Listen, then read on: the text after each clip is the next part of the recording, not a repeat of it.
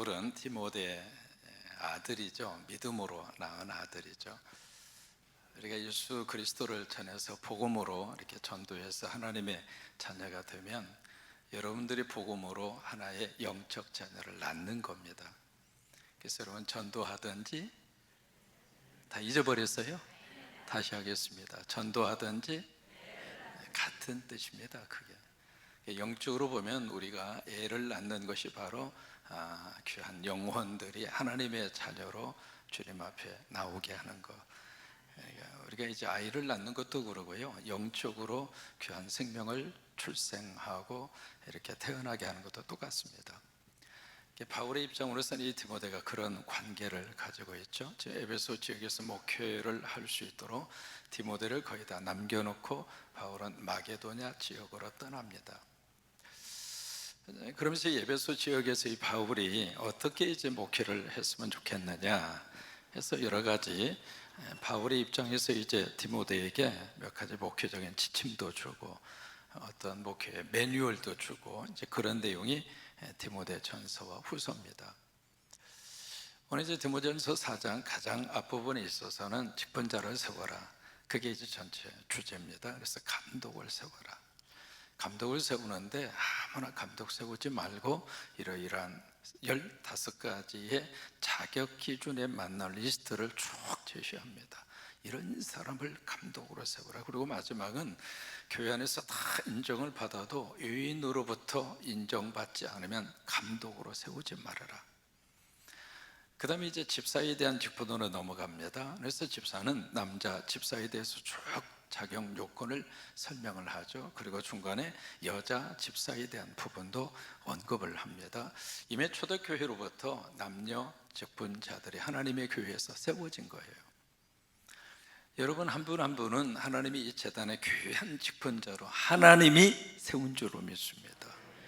오늘 이 찬양을 하시는 두 분도 하나님이 세우셔서 오늘 하나님 앞에 찬양할 수 있도록 이미 하나님이 섭리하셨고, 그러니까 이 직분을 누가 주시는가? 하나님이 주시는 거란 말이에요. 그러니까 하나님이 주시는데 이 직분자를 세울 때 그냥 대충 절대로 세우지 말아라. 여러분 직분자는 세우기는 쉬울지 몰라도요, 그 직분자가 제대로 직분을 감당을 못하면 그분 때문에 교회 공동체가 시끄러운 경우들이 있어요, 없어요? 여기 말고 다른 동네.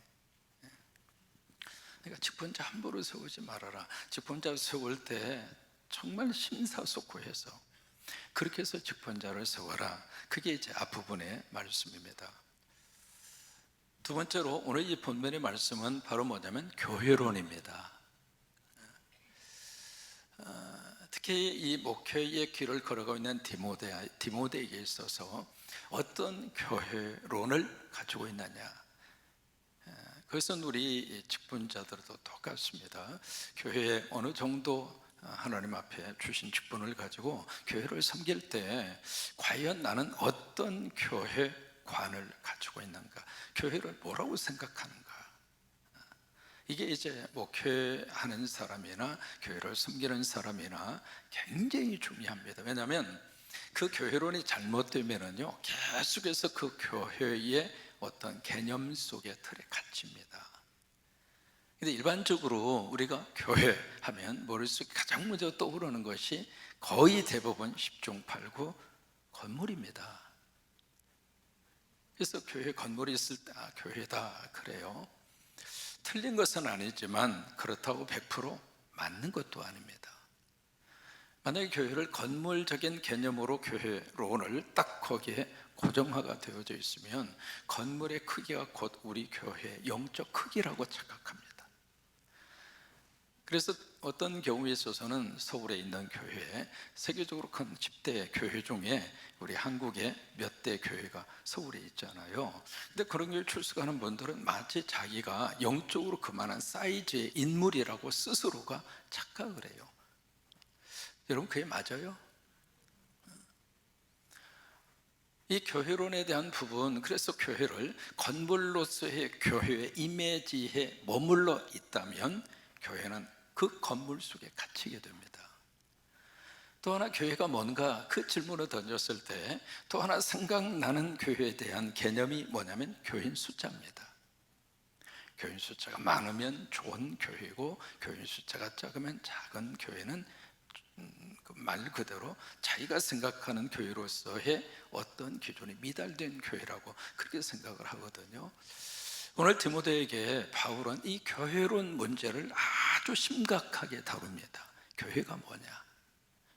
오늘 말씀을 통해서 다시 한번 저와 여러분이 분명한 성서적 교회에 대한 이해가 여러분 마음속에 다시 한번 정립될 수 있게 되기를 바랍니다.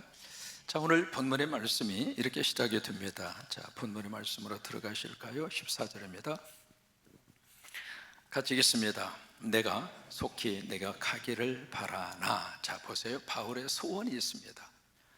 바울의 소원이 무엇인가? 내가 빨리 디모데가 있는 어디라고 그랬죠? 에베소. 그쪽으로 빨리 가고 싶어요. 원래 사도 바울이 로마의 감옥에 투옥이 돼 있었어요. 그게 사도행전입니다. 사도행전 28장이죠. 그래서 거기서 2년 동안 로마의 감옥에 갇혀 있었습니다. 가택 연금과 같은 식의 로마 감옥이었죠. 거기서 이제 혐의가 없어서 무혐의로 석방이 됩니다. 그러면서 이 바울과 디모데가 어떤 사역을 감당하는가? 소아시아 지역으로 쭉 선교 여행을 떠납니다. 여행을 떠나서 같이 이렇게 오다가 에베소 지역에 왔을 때 바울의 입장으로서는 디모데가 에베소 교회에서 해야 할 사역이 있다 이렇게 판단을 하고 디모데를 에베소에 떨어뜨려 놔요. 그리고 바울은 어디로 가는가? 빌립보 교회를 방문하기 위해서 마게도냐, 유럽이죠, 에게이를 건너서 마게도냐 그쪽 쪽으로 지금 떠난 겁니다. 그래서 마게도냐에서 빌립보 지역을 방문을 하고 그리고 일이 끝나면은 바로 에베소에 와서 디모데를 만날 계획이에요. 그 계획을 세웠는데, 자, 여러분, 내 계획대로 모든 일들이 풀어지던가요? 아니에요. 우리 잠언에 있는 말씀대로, 잠언 16장 9절에 있는 말씀대로 사람이 자기의 길을 계획할지라도 그 걸음을 인도하시는 분은 누구예요? 하나님이라고 그랬죠. 여러분, 그렇다고 계획을 세우지 말라, 그건 아닙니다. 계획을 철저히 세워야 돼요.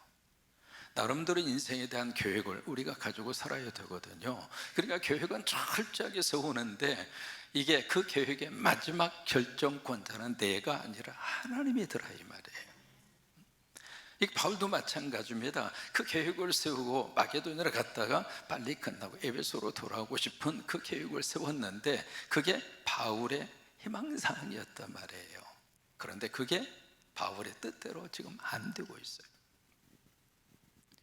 사도행전 17장에 보시면은요, 거기에 예수 하나님의 영이 17장 1절에 하나님의 영이 나옵니다. 하나님의 영이 아시아에서 복음 전하는 것을 허락하지 않았다고 나옵니다.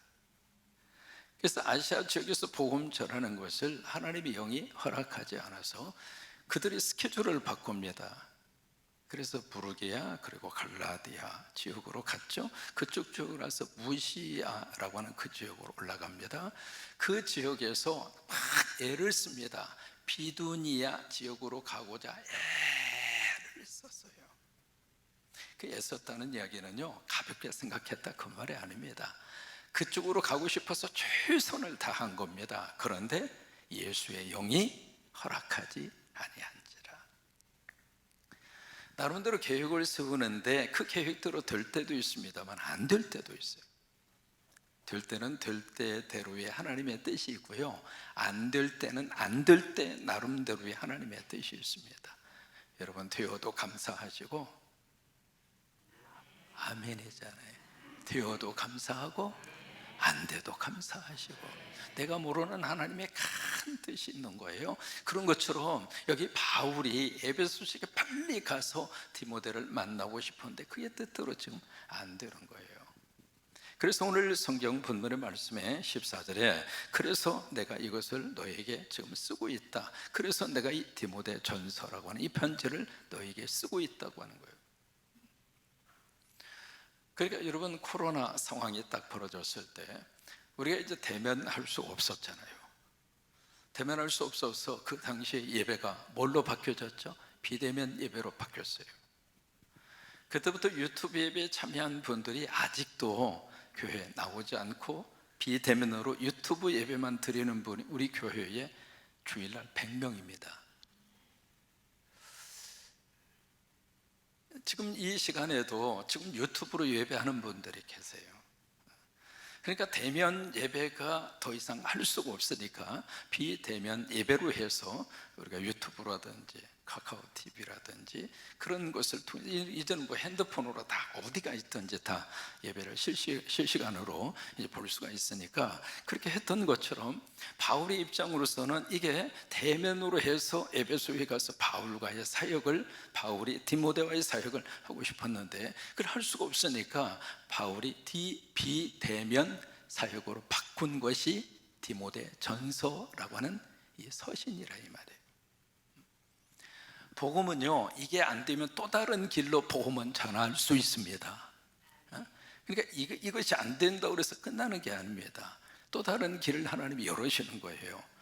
그래서 이 편지 형태의 이 사역을 통해서 바울은 디모데에게 이 사역이 계속 이루어지도록 그렇게 합니다. 15절입니다. 같이 읽겠습니다. 만일 내가 지체하면 너로 하여금 하나님의 집에서 어떻게 행하여야 할지를 알게 하려 함이니. 자 보세요. 내가 지체하면, 내가 딜레이가 돼서 계속해서 내가 원하는 그 시간에 원하는 그 타임에 내가 갖지 못한다면, 여기에 너로 하여금, 디모데죠. 지금 목회를 하고 있는 디모데입니다. 네가 어디에서? 하나님의 집에서. 여기 하나님의 집이라고 하는 말은 다른 말로 말하면 하나님의 가족입니다. 하나님의 가족. 하나님의 가족 공동체 그 속에서 목회자 디모데 네가 어떻게 해야 할지를 나는 지금 이 편지를 통해서 너에게 쓰고 있다 이 말이에요. 여러분, 여기서 교회에 대해서 아주 중요한 개념이 여기서부터 시작이 됩니다. 교회는 어떤 곳인가? 교회는 하나님의 집입니다. 교회는 하나님의 집입니다. 교회는 인간의 집이 아니라 그 이야기는 교회의 중심은 인간이 아닙니다. 그러니까 사람이 서었으니까 사람이 그 교회의 중심으로 딱 서 있는 순간 그 집은 하나님의 집이 아닙니다. 그러니까 이 집을 누가 세웠는가? 하나님이 세우셨어요. 73년 전에 이 성광교회라고 하는 이 거룩한 믿음의 공동체를 누가 세워주셨는가? 하나님이죠. 이게 교회의 시작입니다. 그러니까 철저하게 이 교회가 하나님의 집이라고 하는 것, 하나님의 가족 공동체라고 하는 것. 그래서 이 교회의 가장 중심에 누가 계셔야 하는가? 하나님이 계셔야죠. 그래야 하나님의 집이죠. 그리고 하나님은 곧 우리의 무엇인가? 아버지라 이 말이에요. 그러면 이 집은 곧 누구의 집이에요? 우리 아버지 집이에요. 한번 해보실까요? 이 집은 내 아버지 집입니다. 또 하세요. 이 집은 내 삼촌 집입니다. 삼촌하고 아버지하고 집에 대한 이 느낌이 같아요? 틀려요? 틀리죠.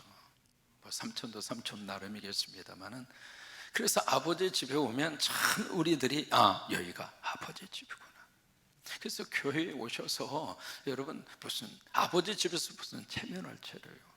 그러니까 졸리면 주무시라고. 아버지 집인데 뭐 졸리는데 뭐 그렇게 눈을 뜨려고 그렇게 인상을 쓰고 그래요. 졸리면 그냥 푹 쓰러져서 코만 살짝 골고. 아버지 집인데, 아버지 집에서 뭐 그렇게 격식을 차릴 필요가 뭐 있어요. 아버지 집인데.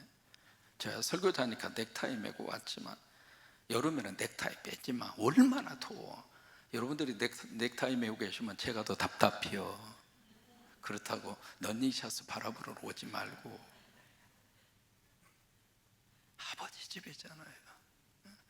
그 어디에서도 내 마음을 터놓을 수가 없는데 아버지 집에 오면 터놓을 수 있잖아요.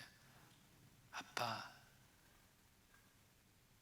요즘 마음이 이래요. 해보려고 하는데 아빠 잘 안 되네요. 그럼 아빠가 뭐라고 얘기했어요? 야 이놈아, 아직도 그것도 못해 이놈아? 그러면서 군밤 주겠어요? 아니면 괜찮아, 에이 괜찮아, 언제가 되겠지 뭐, 괜찮아, 마음 편히 가죠. 전자일까요 후자일까요? 그렇죠. 그래서 저는 이게 이제 어느 정도 그 교회론에 대한 생각을 가지면서 그때부터 성도들이 늦게 와도 전혀 제가 시험 안 들어요. 야 늦게라도 아버지 집 와주니까 얼마나 고마우냐. 그러니까 가끔 이렇게 보다 보면 이렇게 나오시던 분이 안 나와도 아이 뭐 안 나올 수 있지 뭐, 저 열 안 받아요. 아버지 집에 아버지 집, 아버지 집. 그러니까 바울은 디모데에게 분명한 교회론을 네가 가져라. 그 첫째가 뭔가? 교회는 아버지 집이다. 하나님의 집이다. 하나님이 한 가족이다. 여러분에게 가족의 의식을 갖는 것이 교회에 있어서 너무너무 소중합니다. 너는 너, 나는 나, 내 팔 나 흔들고 네 팔 네 흔들고, 그게 교회가 아니라고 하는 거예요.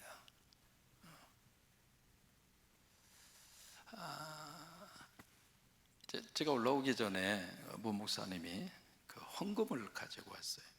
이게 뭐예요? 그랬더니 유치부 아이가 이제 지난주에 여러분도 선교사입니다 해서 로비에 일단 좀 부담스럽죠? 이렇게 딱 걸려 있으면 안 할 수도 없고 할 수도 없고, 또 지난주는 또 감자까지 사라고 그냥 감자 2개를 들고 있으면 안 살 수도 없고 살 수도 없고, 자 그거 할 때마다 참 미안한 마음도 한편에 있으면서, 또 하나 지난주에 이제 우간다 선교를 위해서 같이 한번 동참합시다 해서 했잖아요. 근데 오늘 주일이니까 주일 월화수 오늘 지나가기 전에 주일날 거의 다 찼어요. 자고 지금 이제 더 이상 쓸데없어요. 더 이상 이제 안 하셔도 돼요. 근데 이제 오늘 유치부 아이가 헌금을 가지고 온 거예요. 되게 이제 계좌 이체를 하거나 그러거든요. 헌금을 가지고 왔는데 헌금이 굉장히 묵직해요. 이제 거기에 뭐가 있었느냐면, 이 아이가 유치부 아이인데 아이가 편지를 써서 이렇게 헌금 속에다 집어넣어 줬어요. 자 보이세요? 잘 보이시죠? 뭐라고 썼느냐면 안녕하세요. 안녕하다. 목사님, 저는 유튜브 김민채입니다. 이 친구가 이성은 성도의 딸입니다. 그 크래시움의 최정순 집사님 손자입니다. 저는 유튜브 김민채입니다. 제가 수학 문제 그리고 받아쓰기 100점 받아서 엄마한테 받은 용돈이에요. 우간다 친구들을 위해서 돈을 가져왔어요. 내가 가져오라 온 거 아니요. 본인이 가지고 온 거예요. 친구들에게 색연필 사주세요. 해외선교위원회 위원장님, 팀장님, 색연필 사줘. 우간다 친구들을 위해 기도할게요. 그리고 옆에다 십자가를 그렸어요. 십자가를 그리고 그 옆에 구름도 2개 그리고 그 옆에 태양도 그렸어요. 그리고 거기다가 성광 살림의 꽃을 피우자. 들성 싶은 아이들은 벌써 이거부터 달라. 성광 살림의 꽃을 피우자 해서 막 이렇게 별처럼 그렇게 해놓고 그 밑에 그림을 또 그렸어요. 4사람을 그렸더라고요. 보니까 2사람은 여자고 2사람은 남자예요. 이게 모르긴 몰라도 엄마, 아빠 그리고 자기하고 또 누나를 그린 것 같아요.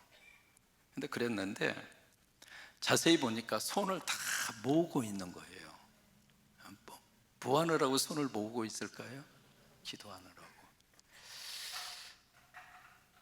이 편지와 함께 거기에 얼마가 들었느냐면 10만 8천 원. 5만 원짜리도 하나 들어가 있고요. 이게 다 이렇게 무슨 2만 원, 10,000원, 그 다음에 그 동전해서 동전까지 해가지고 그래도 일일이 액수도 다 써가지고 왔어요. 그렇게 해가지고 그걸 이제 봉투를 가지고 와서 이렇게 바치는 거예요. 여러분, 제가 이 교회론을 이야기해 드리면서 우리 민체가 이 헌금을 바칠 수 있는 그 마음속에 과연 뭐가 있는가? 성광교회만 교회가 아니라 우간다에 세워진 그 교회도 하나님의 집이라고 하는 거예요. 이게 교회론에 있어서 굉장히 중요합니다. 만약에 그런 교회론을 가지지 않으면 우리만 하나님의 집이고 우리만 하나님의 가족이고 나하고 떨어진 다른 교회나 다른 나라의 그런 교회나 성도들과는 나와 아무런 관계가 없다, 그 생각을 가지고 사는데 그게 아니거든요. 여기가 하나님의 집인 것처럼 우간다의 138개 살림의 교회도 하나님의 집이거든요. 그러니까 여기 하나님의 집에서 어떻게 해야 할지를 내가 너에게 지금 뭔가 교훈을 준다 이거죠. 그러면서 좀 더 구체적으로 교회론이 나갑니다. 이 집은, 같이 한번 읽습니다. 시작. 이 집은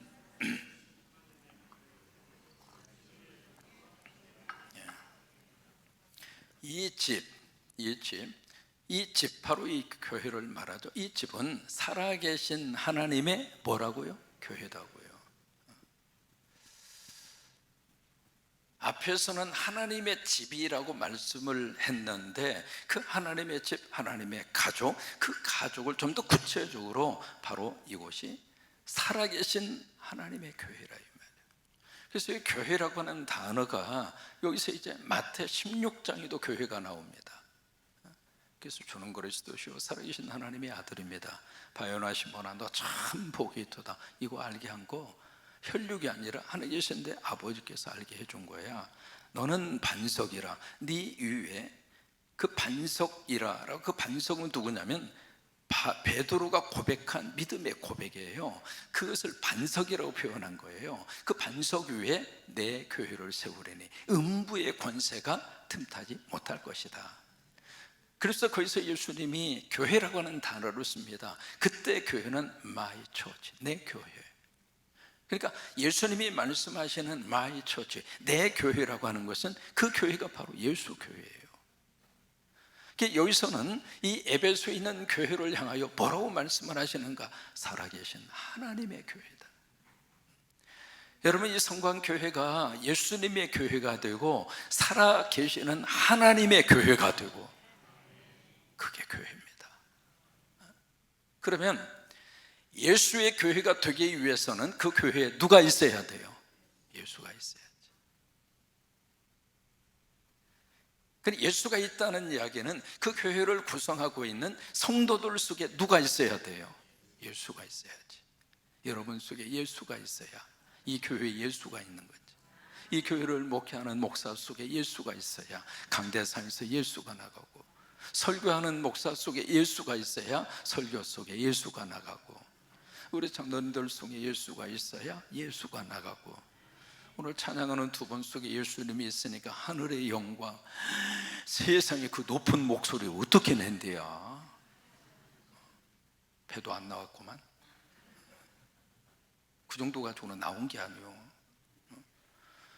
찬양 속에 예수가 있다는 이야기는 사랑하는 두 분 속에 예수가 있다는 거잖아요. 그러니까 내 안에 있어야 예수가 나갈 거 아니겠어요? 그러니까 이 교회를 예수님이 보시고 오케이, This is my church. 이 교회는 내 교회야. 그렇게 말씀을 하시기 위해서는 이 교회 안에 예수가 있어야죠.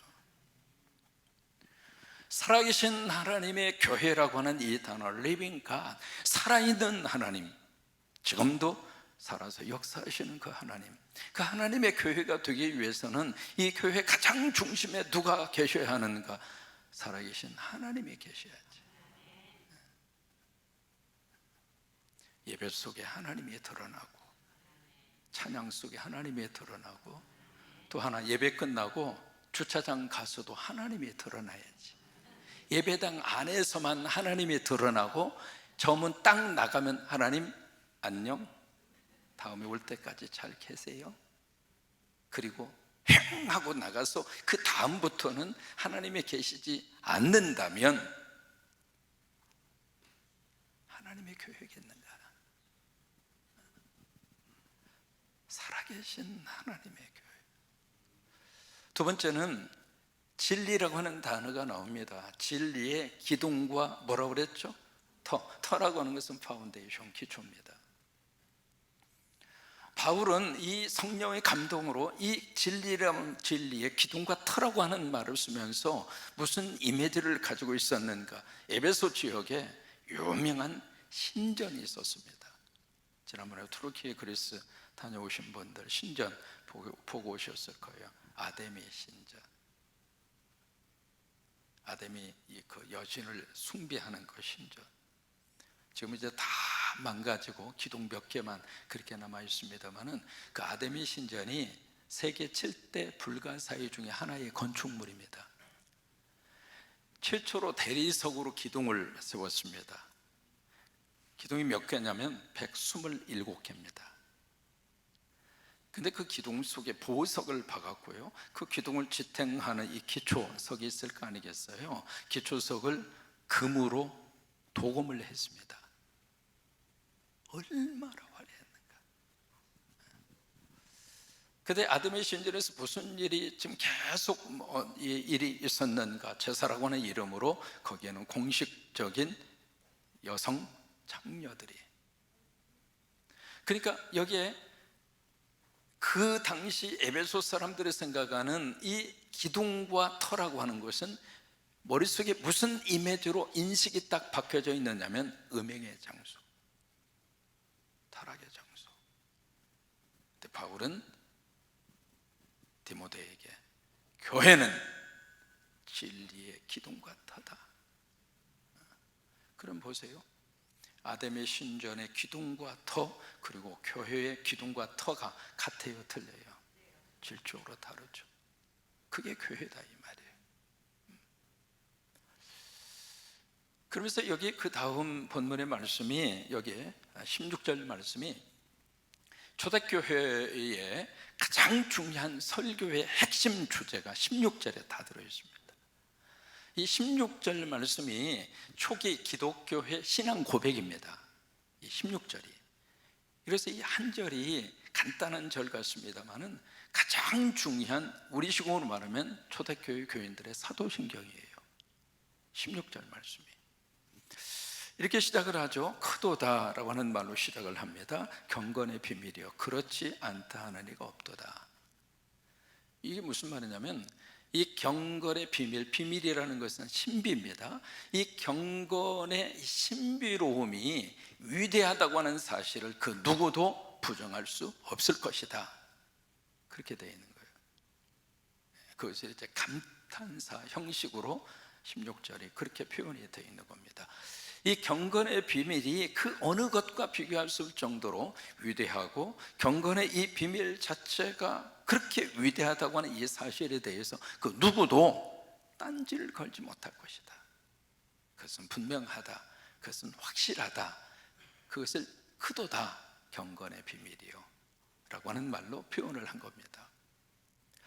그러면 여기 경건이라고 하는 단어가 나오잖아요. 이 경건이라고 하는 말이 신약성서 전체 속에서 15번 나옵니다. 그런데 디모데 전서와 디모데 후서에 경건이라고 하는 말이 9번 나옵니다. 그러면 이 디모데 전후서의 경건이라고 하는 단어가 얼마나 중요한 의미를 가지고 쓰여졌는가, 그걸 우리가 알 수 있잖아요.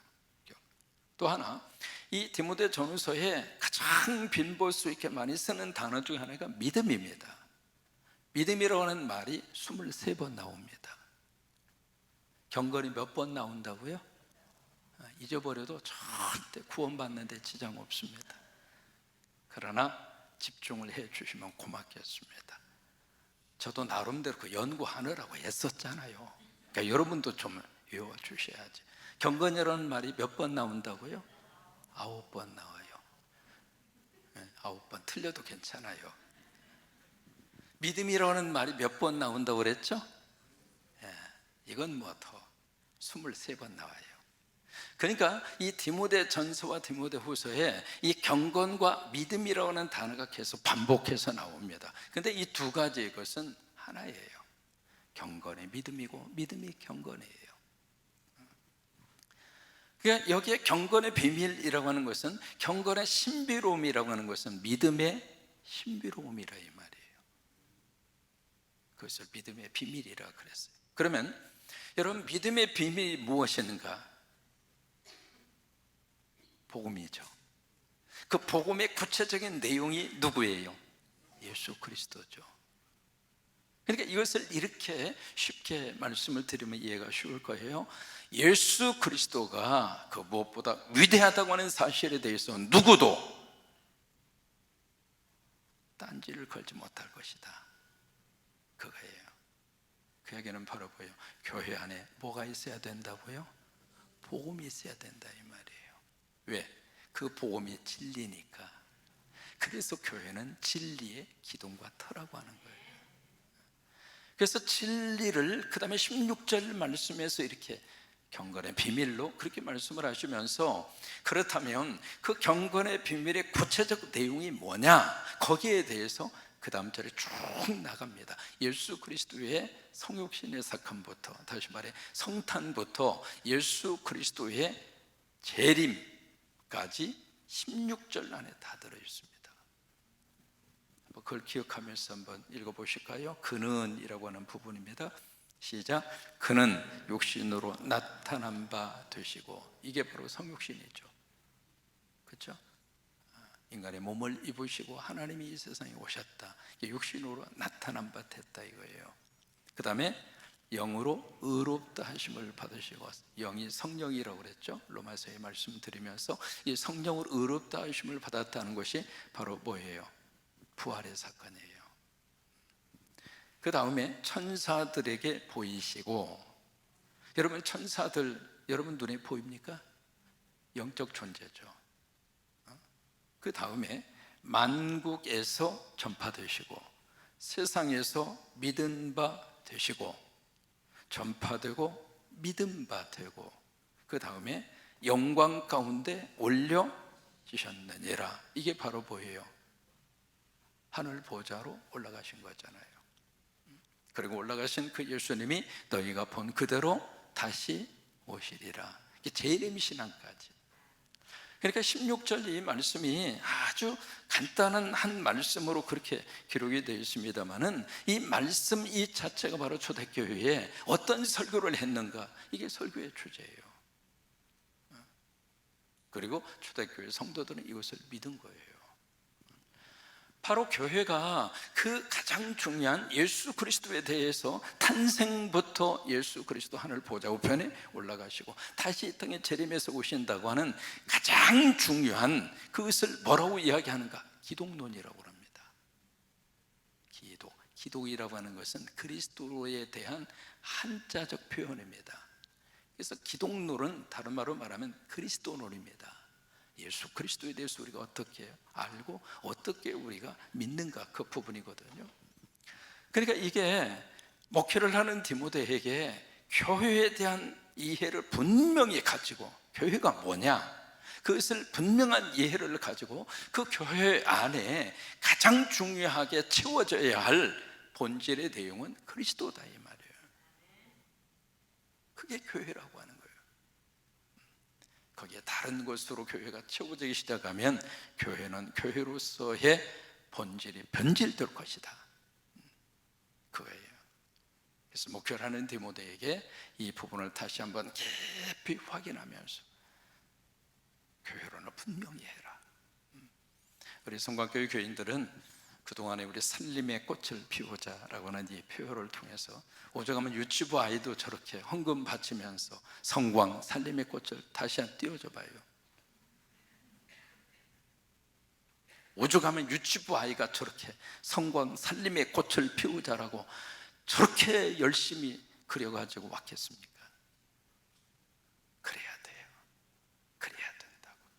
유치부부터 시작해서 우리 영화부도 마찬가지고, 우리 교회 안에 모든 성도들이 교회가 어떤 곳이라고 하는 사실을 분명하게 알고, 그 그리고 하나님 안에서 한 가족이 돼서 이 교회 안에서 신앙생활하는 여러분들이 되시기를 바라고, 그래서 교회가 우리 교회뿐만이 아니라 이 세상의 모든 교회들이 하나님의 집이라고 하는 사실을 기억하고, 그리고 바로 여기가 살아계신 하나님의 교회가 되기를 바라고, 그렇게 되어지도록 목회자들은 끊임없이 이 교회가 하나님의 교회가 되도록 끊임없이 묻고, 끊임없이 우리가 점검하고, 끊임없이 하나님의 말씀으로 교회론이 다른 데로 흘러가지 아니하도록 긴장을 가지고 해야 할 필요가 있고, 또 하나, 교회는 진리의 기둥과 터라고 하는 사실.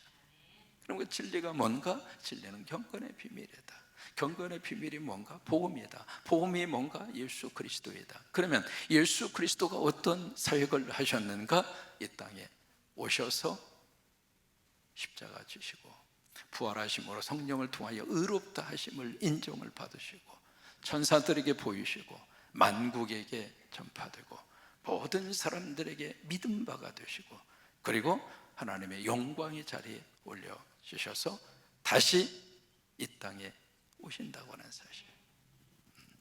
여러분, 이 복음의 거룩한 비밀이 계속해서 이 성전에서 울려 퍼지기를 바라고, 그 복음 때문에 우리 성도들이 구원받고, 복음 때문에 죄 용서받고, 복음 때문에 이 땅에서 영혼이 잘되고 범사가 잘되고 강건의 복을 받아 누리는 여러분 모두가 되시기를 주의 이름으로 축원합니다.